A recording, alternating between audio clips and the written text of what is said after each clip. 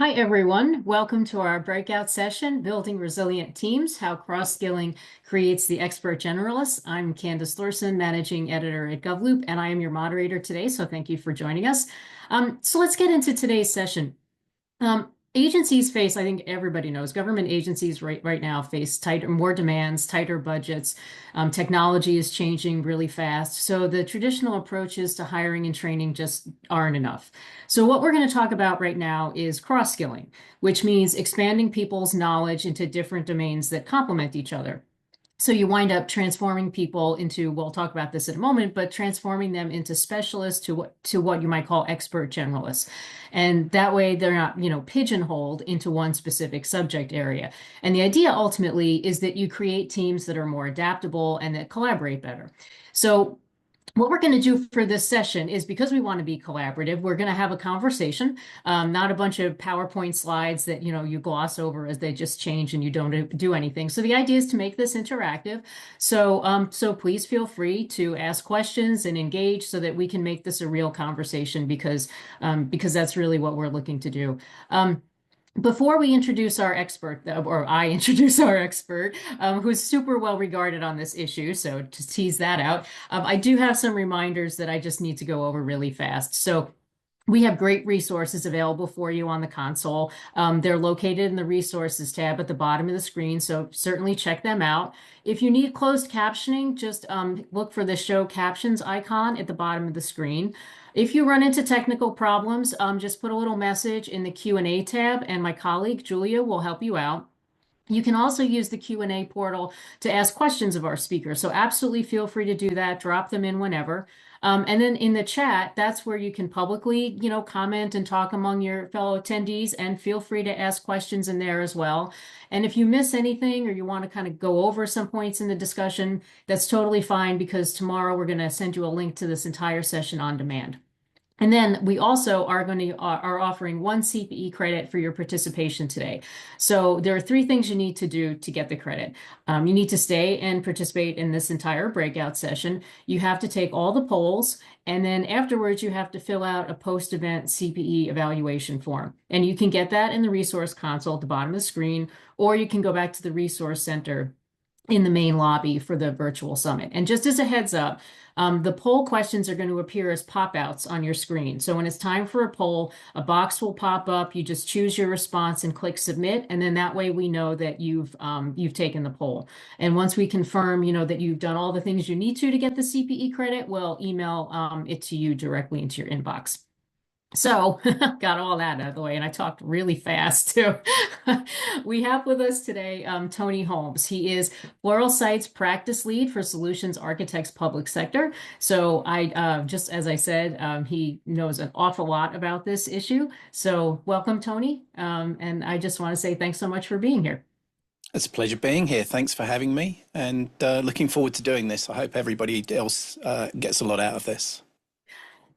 Yeah, so, at the beginning of when I just started talking, I mentioned the idea of, skills that complement each other. You can think of them as like complementary knowledge, adjacent skills, et cetera.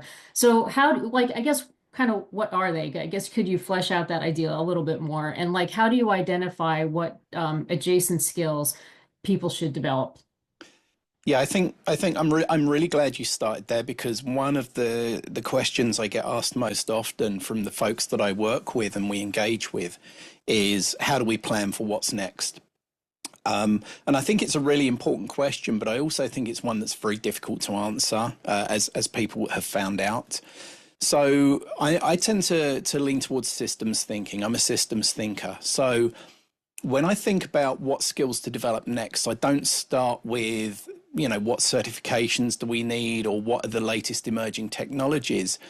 I tend to start with the system itself. So I look at how work actually flows through the team and across into other teams. I try to understand, where do things slow down, where do handoffs between roles and between departments cause friction or confusion. Those interface points are often where skill adjacency delivers the biggest immediate value. Because in a lot of cases, you'll find teams that keep getting stuck at boundaries, say between engineering and security. And you'll find that often the problem isn't a lack of expertise, it's a lack of shared understanding. So first off, it's probably best to identify the skills that close those gaps.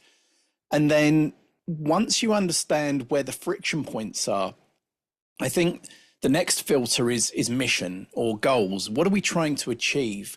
So certainly in government, every skill should ultimately trace back to how it strengthens our mission outcomes. And so when we look at adjacent skills, I would ask something like, what would make this person's work more impactful for the people that they're working with or the stakeholders that own this particular mission or project? And that might mean, for example, getting a cybersecurity analyst to understand more about cloud infrastructure so they can secure it more intelligently, or maybe helping someone that's in data gain policy awareness so they can appreciate how their data sets influence decisions going forward in whatever you're trying to achieve. And I think probably the real benefit there is foresight, because when someone understands multiple domains and adjacent domains either side of where they're working, they start to see patterns and dependencies before they cause issues, I guess. And that's what separates generalists from specialists. And I'm not saying that specialists don't have a place. Absolutely, we need domain specialists. It's more about people playing to their strengths. So what we've tended to do over recent sort of decades is we've taken specialism and we've put it on a pedestal, and we've kind of said, hey, this is the ultimate ideal. To be a specialist in your domain is the ultimate ideal. And what we've tended to do is we've tended to ignore breadth of knowledge. And in reality, our organizations need both of these things. And some people are naturally inclined to go deep in a subject. It's what excites them. They want to understand all the nuts and bolts and everything that goes on inside. And then there are other people that are more people that recognize patterns, and they see systems, and they want to understand how data interacts with cloud and what the security effects are on that. And they get excited by seeing connections and cross-domain awareness. And I think one of the big things is helping people play to their strengths, because if you make a domain expert go broad, they're going to lose interest. Obviously, there needs to be some of that. And likewise, if you make someone that leans towards patterns and generalism, making them go deep into a subject is also going to wear them out and going to suck energy out of them when it comes to learning and executing. So I don't know if that answers your question at all. Yeah. So Yeah, it does. And I think when you mentioned about like gaps in departments or in teams and such, it reminded me of like in track and field, like you have a relay team and sometimes like they're trying to pass the baton. I'm not sure this is a apples to apples comparison, but you're trying to pass the baton and sometimes it just doesn't work because they're not communicating, essentially they're not communicating well. So that's kind of what I was thinking about when you were talking about that's like I don't know how accurate that is as a yeah, as a I think that's an metaphor. absolutely apt analogy for sure. I think one of the things that we forget about is the glue that holds the team together. And I mean, if you look at relay teams that compete at high levels, they spend hours on end just drilling that handover of the baton. It's something that's really important to them, and I think it's something we tend to forget about when it comes to technology teams and when it comes to organizations, because we make sure people know the technologies and we just assume that they know how to communicate across those boundaries into different teams. We assume, and it's a very human thing to do, we assume that other people, when we have conversations with them, even if we don't know them, we assume that they're coming from the same place of knowledge and the same understanding that we're coming from. And that's just a very human thing to do. And I think what we need to start doing is we need to start realizing that a large amount of the miscommunication in our world comes from unspoken expectations or misunderstandings across, language barriers, whether that be cultural language or whether that be, technological language. That cohesiveness has to be there in order for it to be effective. Not to belabor the relay point, but it was you as you were talking, it reminded me, sometimes like if you have four members of a relay team and one of them gets substituted in, so is taking the place of the usual person. And that's often when they have problems, when the team has because they don't have the same kind of rhythm. They don't, and it's like the people who are, the new person doesn't communicate as well as the others do together. And I think, in the world that we live in now, where people are assuming roles they didn't know they were going to have to, or whatever, it seems to me like that could be a problem.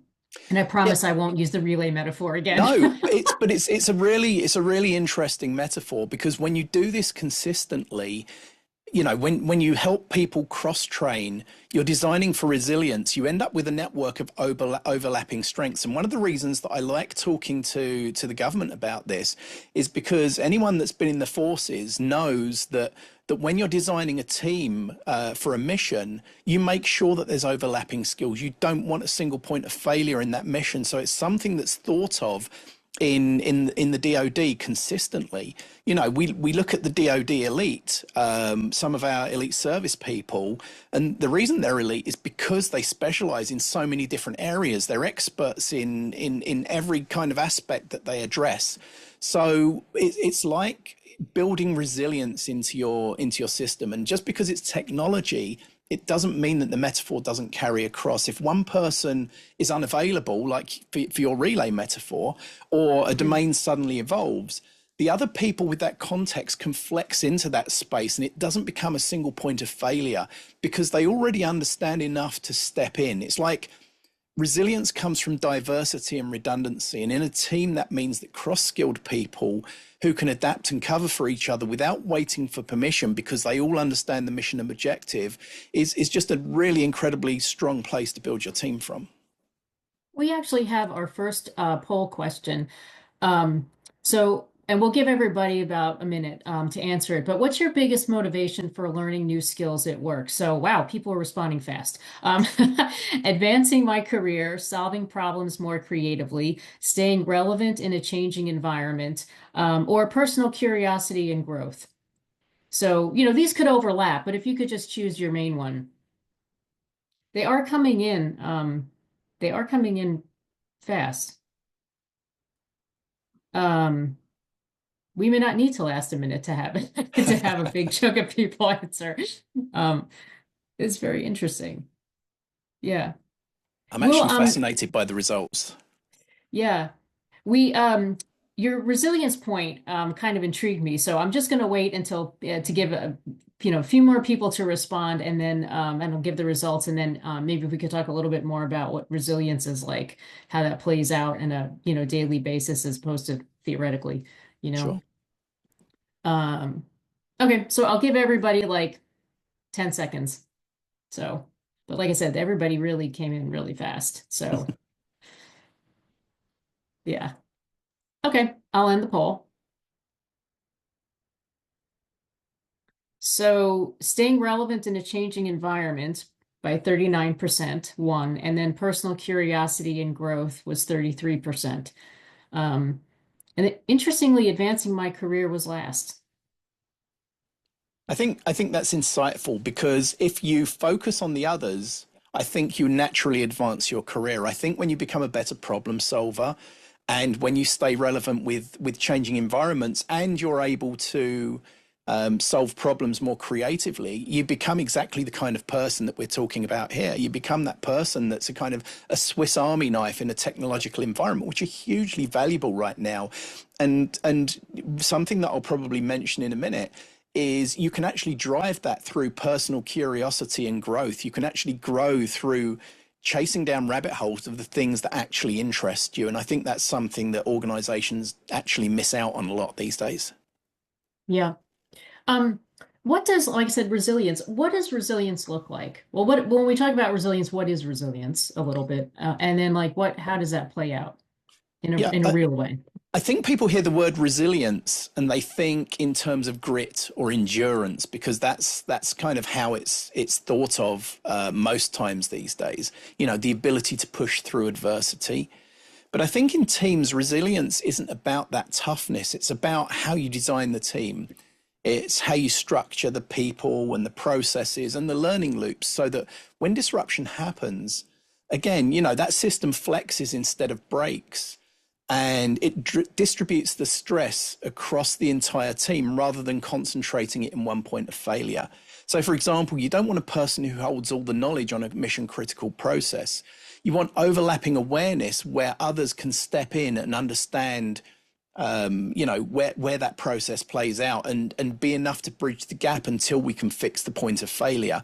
And that's resilience by design. It's planned adaptability and not a case of dive and save for heroic recovery, which I think, we tend to rely on far more than we should.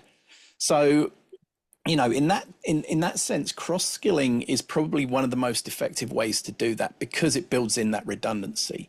Your members have 2 or 3 different areas of secondary and tertiary fluency, and you end up with a network of shared competence. It's the same as when you take engineers, for example, and they're designing fault tolerant systems. They look for eliminating single points of failure. I think the key difference is in that human systems, redundancy isn't waste, it's wisdom. So going back to that creative problem solving from the poll there, one of the things that I talk to my teams about and to my customers about is great ideas can come from anywhere. And the more adjacent knowledge and the more adjacent domains the teams have knowledge in, the more abstract problem solving capability it gives them. And it keeps momentum going, and it makes transitions smoother because that knowledge and the perspectives are already distributed. So Yeah. Oh no, so I was just going to comment. Somebody in the chat mentioned how much they like the idea of planned adaptability, but it was also reminding me, years ago I worked in a company that was very small, and the idea was that nobody should be the only person in the office who knows how to do something, because if that person is sick or goes on vacation or whatever, or leaves, then you're really stuck. So it kind of reminded me, yeah, that everybody needs at least to know how to do a little. So I wound up learning how to use Photoshop. So that was another lesson. But anyway, there was more than one person who knew how to use it. right. Um, yeah. So, I think a lot of you talked about having certifications and stuff, but there is a real difference, like we've been talking about, between cross-skilling and, adjacent knowledge and stuff, and just taking a bunch of training. Because, a lot of people like to know stuff and they like to do things, but I think a lot of people figure, well, I just need to, take a lot of courses, whatever, and that's how I'm going to get skilled up. But that's not what we're talking about today, right? Right. No. So I'm a huge fan of Richard Feynman. Just wanted to mention him in here. He had a very sort of unorthodox perspective about learning. So from his perspective, cross-skilling doesn't start with a course catalog. It starts with curiosity. Feynman was always a huge fan of chasing your curiosity. It begins when someone says, well, I wonder how this works with that, or how does my work connect to what this other team does? And that spark of curiosity is far more valuable than any prescribed training because it's internally motivated. So if you think about it, learning becomes a pull endeavor at that point rather than an L&D push. And I think the most important takeaway from that is that once curiosity is present, formal learning becomes a tool rather than a requirement. So I try to encourage people to build an environment where curiosity is encouraged and time for exploration isn't seen as wasted time because it's an investment in being able to adapt more down the road. I guess to solidify that point, if we think back to when we were at school, there were subjects that we really enjoyed taking and that we were passionate about, and a lot of us achieved easy A's in those classes. And then there were the other classes, which for me were algebra and trig and things like that, which I absolutely trigonometry. Ugh. I And absolutely PTSD from that course. yeah. So what happens is what you see as I transitioned into math, the learning became a chore rather than a joy, and it became much harder to get those good grades. And that's the power that passion has. So if you've got someone in your team that's a specialist and they're absolutely fascinated about cloud, let them go learn it, because you never know, as technologies change, the power of technology today isn't from AI. It isn't from cloud. It isn't from data. It's where all of these things intersect, because I can have a cloud, but if I've got nothing in it, it's useless. I can be a security guy, but if there's nothing of value to secure, I'm redundant. So I think, what Yeah. happens is the value comes at the convergence of these technologies. And I think anybody that kind of cross-skilled into cloud whilst keeping their domain expertise, specialism alive in other areas, when everybody started doing the major cloud migrations, they were already ahead of the curve, and they had I was triggered by trigonometry. Yeah, I feel you. Gosh, that was horrible. My father told me, "Oh, he taught math and science," and he's like, "Oh, trigonometry is going to be fun. You'll like this course." Yeah. Yeah. Anyway. So that's all I'm saying. We need to stop being prescriptive. We need to encourage curiosity and say, hey, you want to go and learn a little bit about ChatGPT? Sure. Go spend some time doing that. That's not to say that there isn't learning that's important for people to do anyway. But there are people in your team that just want to go and learn stuff. Hey, I need to learn cloud and I need to learn InfoSec as a part of my job. But if I've got a course catalog that's got labs and learning for artificial intelligence or chat GPT, it puts you in a position where it's like, hey, but I can also in my spare time go and learn this. I can do it as I can use the learning system as a perk, but it also has repercussions back into the team environment.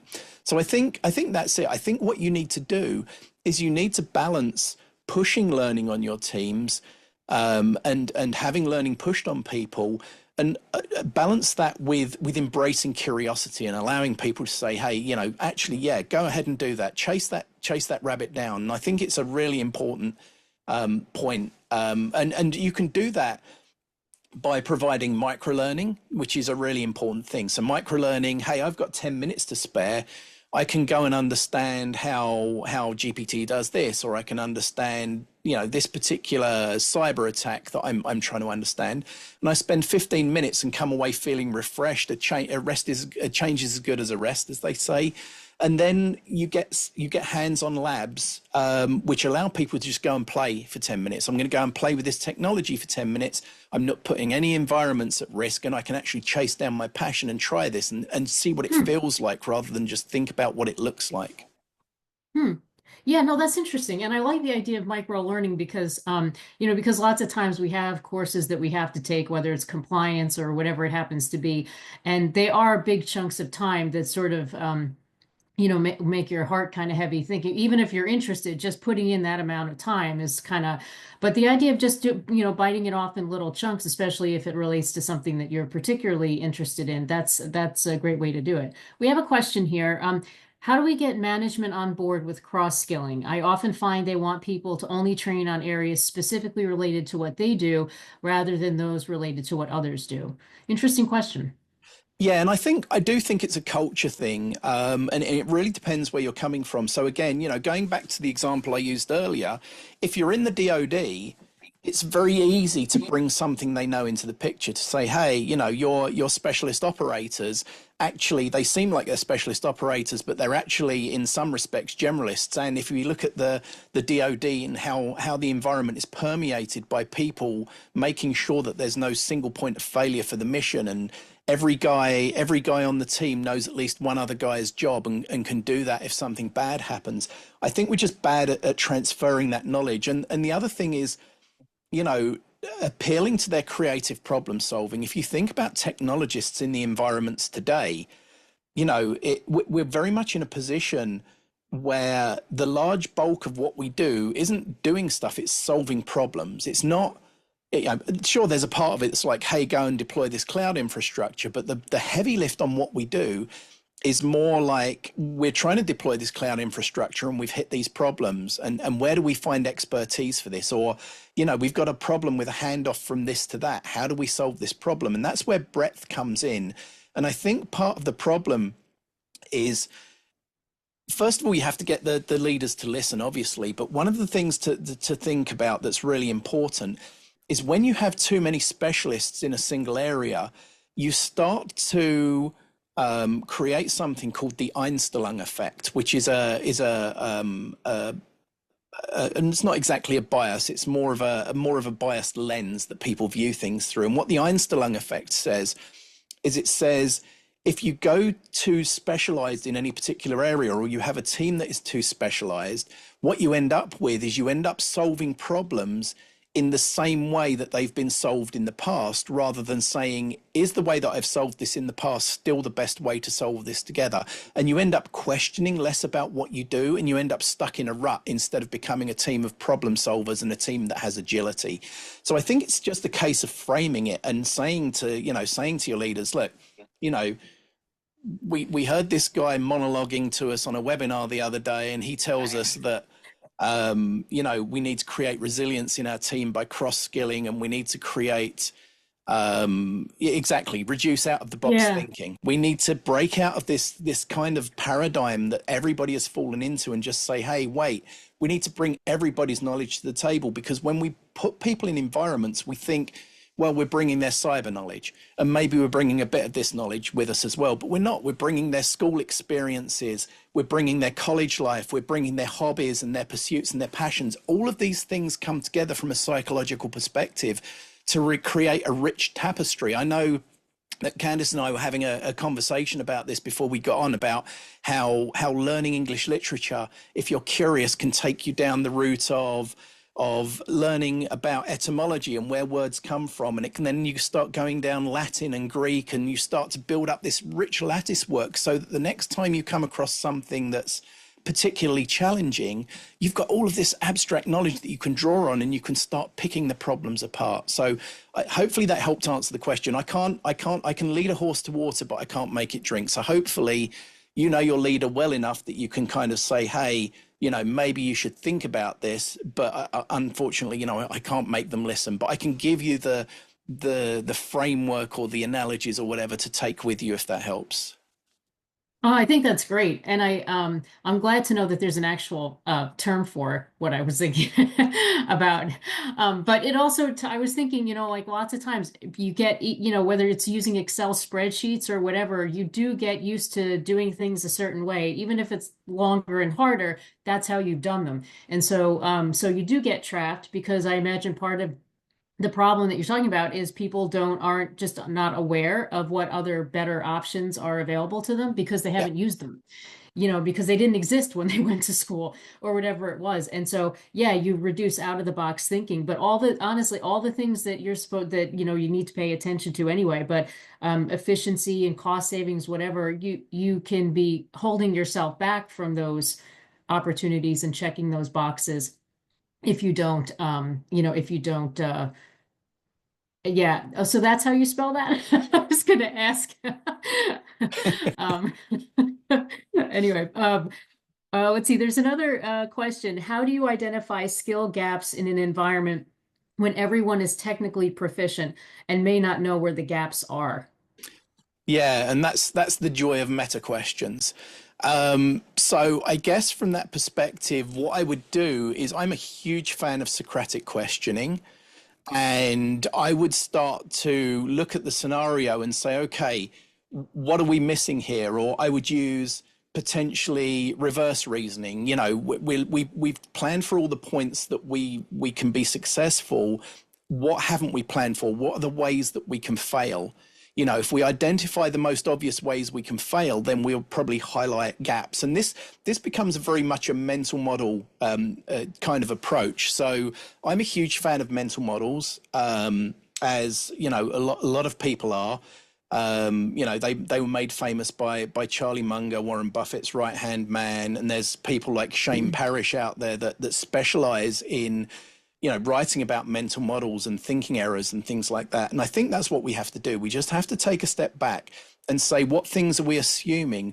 What would be the case if these things were different? And we just have to keep testing ourselves and questioning where we're at. Even if we're technically proficient, it becomes very easy to get stuck in confirmation bias. I've been working hard at this, therefore I know this, therefore I'm infallible. And it might not actually take that sort of approach, but it does become very much a self-reinforcing thing, because ultimately, our brains, especially our limbic system, its entire survival is based around confirming that we're right and making sure that we're safe, and being right is being safe. And what happens is confirmation bias comes in when we start to challenge our beliefs and where we are, and as soon as we start to get comfortable, that confirmation bias kicks in. So it was a really long answer, but the way I identify skill gaps is I would start questioning: do we actually know everything? What are we assuming? What aren't we considering? Let's work backwards from success and see what the points of failure are. And I'd really start questioning hard. That's, I guess, my answer. I need to put up the second poll question, so I'll launch that, and then there's another question in the chat that maybe you could answer. But so the second question is, what's the most important benefit to you of cross-skilling in teams? Is it increased resilience and adaptability, better collaboration across departments, faster technology adoption, or more career development opportunities? I will say that there's one option that has gotten no responses. Just saying. So anyway, so the question is, as my skills build, I'm challenged how to incorporate them in my resume and link them together. It feels like using specific words to write a story, but what does that look like in today's 2-page resume requirement? Oh gosh, I think I'm probably behind the curve here. I'm probably the worst person to ask because my resume is 7 pages. So um, and not because no, unfortunately I'm a little bit verbose and I'm a stickler for clarity. But I think from that perspective, I don't think we have to necessarily and well, actually no, that's not true. I mean, we can call them out because you can talk about intersections. Okay, you can talk about artificial intelligence or generative AI in and of itself is a useful technology, but only when it's intersected with other things and other tasks, generative AI and data, generative AI and a bunch of other things. And I think the best way to do that is to talk about where your strengths are in intersections. So, for example, I would list it as something like, sorry, I think listing it as something like I'm a cloud engineer and I've got a depth of insight into data so I can understand these things, or talking about where the intersections meet, because saying that I'm a cloud person and I've got data as well may not tell the whole story. It might not tell people, hey, and here's the value that I bring to the table. If we go to a study of human action like praxeology, every human action is driven by a need, and every outcome has a specific value. And I think all you have to do in terms of a CV is look at your skills and say, how does this convergence of skills that I have actually drive value to the person that I'm going to be sending this information to? And I think that's what's really important here is you don't have to kind of list everything, but you can list the most compelling things. And what I think what people will see is they will see that you can elicit convergence of skills and leverage that because you have that abstract problem solving capability, and you can highlight that. You can highlight and say, I've solved the following problems because I have had sort of knowledge of these two different areas and I was able to bring it together. So you can demonstrate that. The only problem that I will say, and I had a conversation with someone the other day who basically said, I've got these things and I've got a really good knowledge and I've got an ability to upskill very quickly, but I went for an interview and they basically said, because you don't have the skills already, that's no good to us. And they failed the interview, and they said, how can I make sure that I overcome this? And my answer to them was, you can't really overcome it. What you have to do is you have to find yourself in a place where you actually have to where the people appreciate that breadth of knowledge and understand what it brings to the table. And I think that's a large part of the problem is you can't convince people, or it's very hard to convince people to think about cross-skilling and upskilling in your terms. Unfortunately, people. What is it they say? A mind changed against its will holds the same opinion still. Is I think what they say, and I think from that perspective, there are times when you can just do the best you can to deliver the message that you want to deliver in your resume, and sometimes that message will land, and sometimes it won't.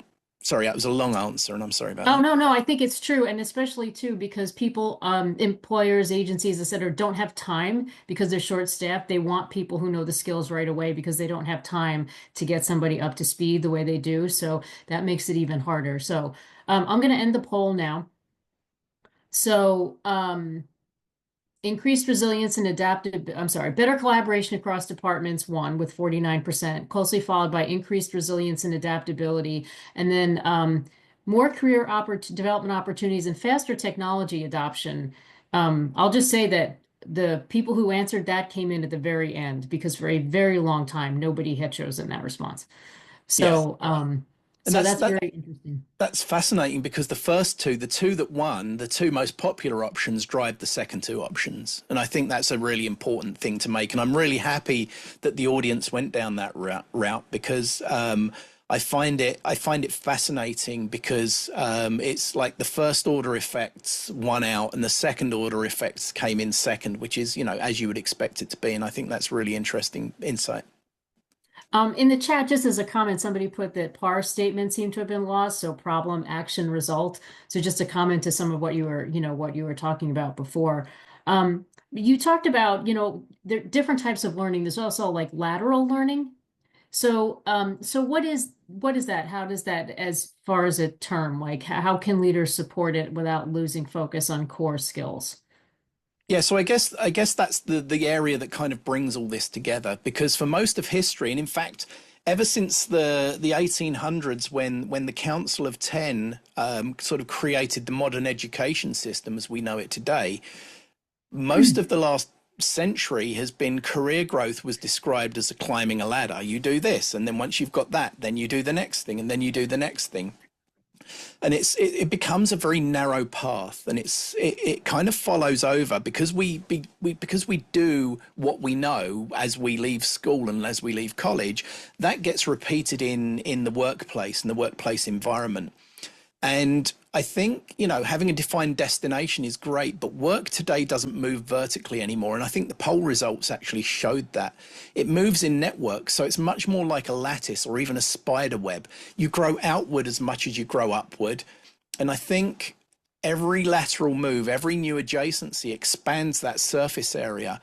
And the surface area is where the creativity and the opportunity live. And when leaders can create space for people to explore sideways, they're not distracting them from their core skills. They're strengthening those skills by giving them greater context. And I think that's often the fear with lateral learning is that it'll dilute expertise. But I found the opposite. I found people that explore an adjacent discipline almost always come back sharper in their core role. And you may or may not have heard about there's all kinds of memes where people say, oh, I spoke to a PhD and they were super smart in their area, but they couldn't tie their own shoelaces. And I think what we're trying to avoid is that's not to say that that person doesn't have their value in the environment. I think it's more a case of what we try and do is we try and specialize everybody and then try and make them adaptable to fit, the roles or the insights that breadth would give someone. A runner who does strength training becomes a better runner, not a worse one. They don't become less able to run just because they've been working on building their muscles. So I think the key for leaders, if we can encourage them to bring this into the environment, is to frame it as complementary and not competitive. Encourage teams to branch out in ways that reinforce their core. A cyber engineer that understands artificial intelligence isn't distracted. They're more equipped for the thing that's coming next. And again, our poll sort of showed that. And I think, as people learn across domains, they start to see cause and effect more clearly. They notice dependencies that weren't visible when they were working in a single domain, how a small decision in one area can ripple through and give second order effects. And that systems perspective is what makes this spider web or the lateral learning so powerful. It builds judgment. You get fewer local optimizations and points of failure and more holistic solutions because people understand how their work interacts and overlaps with everybody else in their organization. It's interesting too, because like right now, a lot of people have to pivot because whether they planned on it or not, because they need to move to a different agency or maybe some different element of the public sector. But basically, so they can take the same skills essentially, basically they're not going up, down, whatever. They're just turning themselves in a sense and broadening there. So is that fair to say? Like because Yeah, I think so. And I think sort of further to that, and the thing, I mean, whilst cross-skilling, I've made it sound like, well, of course it's obvious, but I think the most surprising benefit I've seen from cross-skilling as I work with the clients that I work with is how it reveals hidden leadership. So people start with leading from wherever they sit, not because they were told to, but because they suddenly see how everything connects.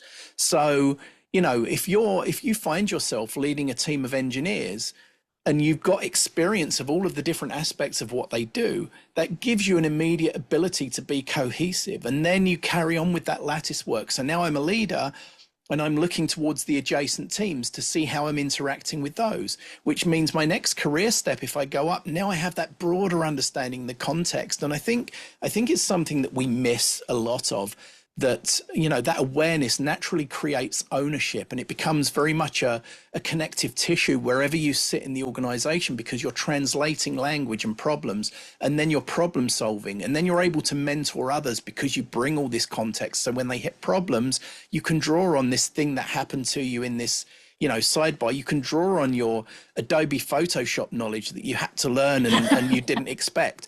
So it gives you that ability to draw across boundaries.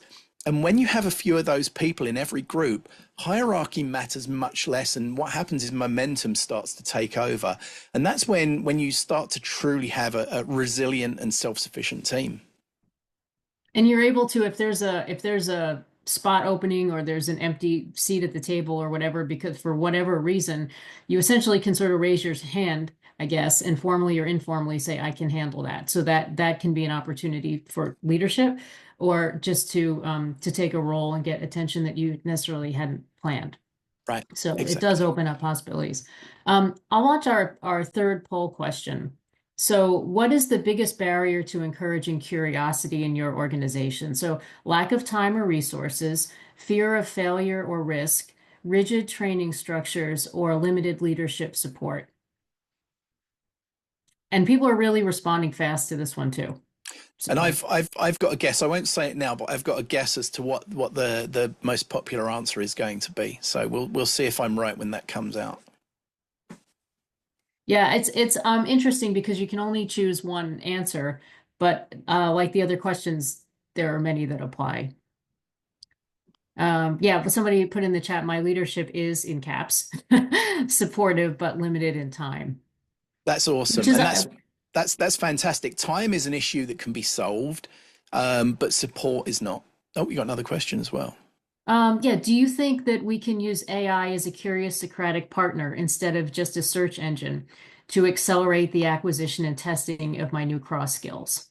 Yes, absolutely. And I do it all the time. So one of the problems that you have with generative AI is anybody that's used it extensively will know that it's got a likability filter built in. So you'll say, "Hey, I've got this really good idea. What do you think about it?" And he'll say, "Oh, you're the smartest person I've ever come across. I've never seen ideas as good as this before." And it really kind of gets ridiculous. But absolutely, what I do all the time is I sit down and I say, "You're my Socratic thinking partner, and I've got this concept that I want to develop. I want you to challenge me at every opportunity. Every time I make an assertion, I want you to challenge it and to exhaustion." Essentially, I tell it that every idea I have, I want to steel man, which is obviously the opposite of straw man. You understand the arguments against your ideas so strongly that you can argue against yourself from a point of knowledge. So absolutely, and Huh. that's probably the number one place that I use artificial intelligence the most, is to steel man my arguments and make sure that I'm not suffering from biases and thinking errors. So yeah, that was a really good I'm question. I never thought of using it. I use it for different ways. The other day, I realized that if you ask it for, like, if you put in somebody's a transcript and you say to like to distill the main tips that so and so said about whatever, that pulls up totally different results than if you ask for what advice they offered. The difference between the word advice and tips is big because it gives you, I mean, just the layout, it gives quotes, it whatever, and it just it really transformed it. So I guess it's a quite that's really cool. I'm going to try that actually. Yeah. But it's an example of how there are all different kinds of ways to basically play with generative And AI to get it to work for you. And this last question here from Tracy, I think, is super important. And I just want to touch on it because everyone's right. You know, the government workspace right now is being decimated by cost cuts and everything else, and everyone's struggling to do less with more, and it's becoming really challenging.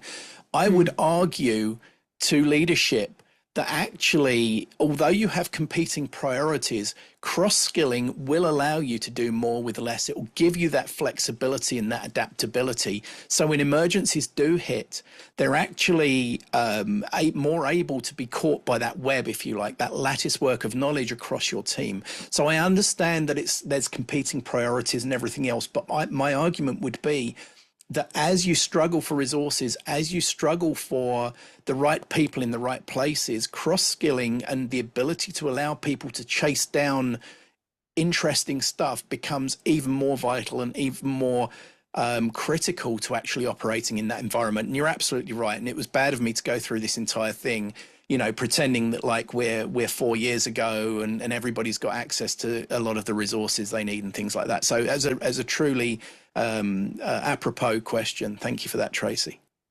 yeah. I'll end the poll results now.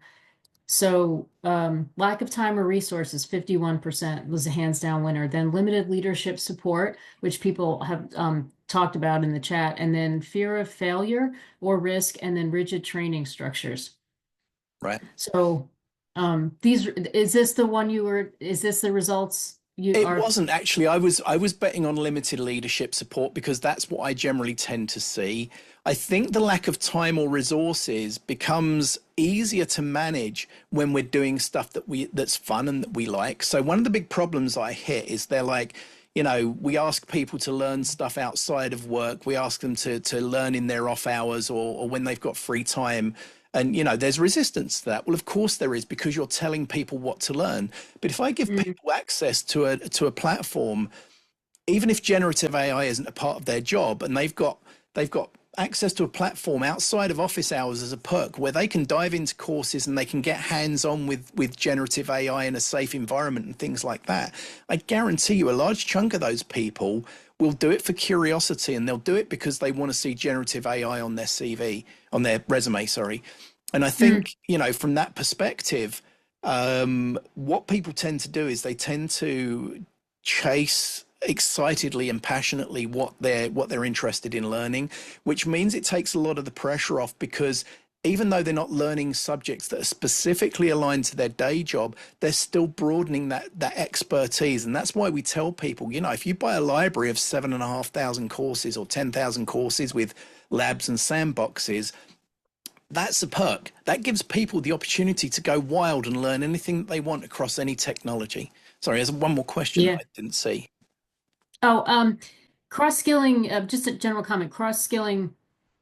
Oh, something else just popped up. Cross-skilling has been amazing to have had up until now to help respond to the constant repivoting that this year has brought. But it makes finding time to cross-skill for the uncertainty of the future harder. So it's gotten you up to this point, but to plan for the future, you may not be as prepared. So that's a very interesting comment. Yeah, and I think you have to reframe it. You can't plan for the future, but you can prepare for it.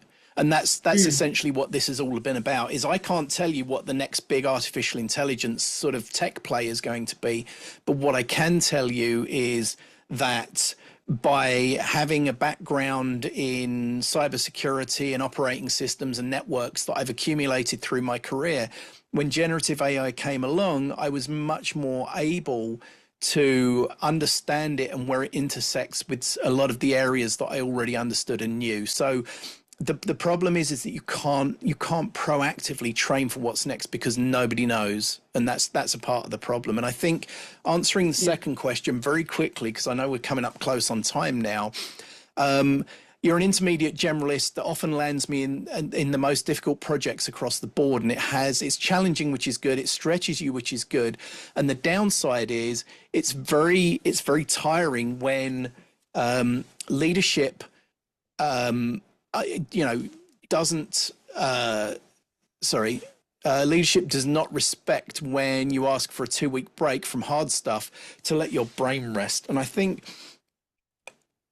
what you have to do is you're going to have to pace yourself, and you also have to, I guess, come from the point of burnout. So expert generalists and cross thinkers, cross domain thinkers have a lot going on in their heads. I always talk about it like I've got a squirrel on caffeine or a chipmunk on caffeine running around in my head, because I've got all of these different things and ideas spinning around, and I'm desperately trying to grasp on threads.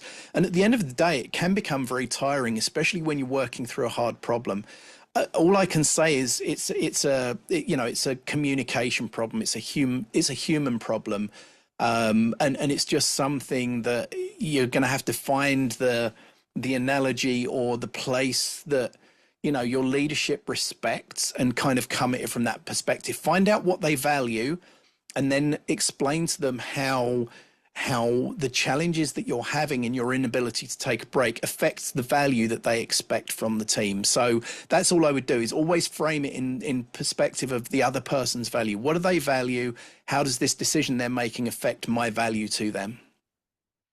I think that's a great answer, and it touches on, all the burnout. Like we have Gaboo talks about, burnout resources and how to address burnout, and the impacts it has. And one of them is that it reduces your productivity. Forget mental health, wellness, whatever. If you're just going to look at it from a practical perspective for your agency, it makes you less valuable after a while because you just can't do the job as well as you used to. No matter how much you try, it's just not. Everybody has their limits. 100%. Um, is there any, like I mentioned in the beginning, you are a super well recognized expert in this. Is there anything else that you want to get at or talk about? I think that the chat, the conversation has been really helpful to people. Yes. And I know I've learned how to spell, what was it? Einstein wrong. Einstellung. But now I have to go back and I have to look up some of those things. But I think it's really shined a light on stuff, and I hope brought a little comfort to some people who are finding a lot of challenges right now. But is there anything else you want to just leave people with? Yeah, all I would say is that expert generalism is where logic and mental models meet creativity created by a huge variety of abstract stuff that you've collected through your life. And I think the real value is when you can take those two things and apply them together. So if I had to give a quick 10-second overview, I would say if you're interested in understanding this more, there are three books I recommend you read. One of them is called Clear Thinking by Shane Parrish. Incredibly good book about mental models and logic and biases. The second book is a book called Range by David Epstein, and his book is the antithesis of Malcolm Gladwell's Outliers. Malcolm Gladwell's Outliers focuses on 10,000 hours makes you an expert in anything. The Range book basically says if you know a lot of things, you become a lot more valuable and less prone to failure in single points of failure. And the last one to absolutely nail creativity is a book called Alchemy by a guy called Rory Sutherland, who's the chairman at Ogilvy. And he's an incredibly talented guy at thinking outside the box and reframing just about anything. So if you're interested, go and read one or two or all three of those books, and just grow your perspectives on the world, and just enjoy everything, to make every day a school day, as I like to say. Oh, that's awesome. I loved school. You gave me homework. Um, anyway, I just want to again thank everybody for joining. I do, and also thank our 2025 NextGen Alliance partners for the session today. And I just have, before we log off, just quickly remember to go and fill out your CPE evaluation form. You can get it at the bottom of the console or just go back to the main environment there. And there's the resource center. There's the booths that are there with great information. And our keynote luncheons are up next. So they start at 12:30 Eastern time. So you just go to the Access Sessions tab and then, pick the keynote lunch and hit launch and you're there. So anyway, thank you so much, Tony, everybody for being here. I hope you have a really wonderful rest of your day. My pleasure. Thank you.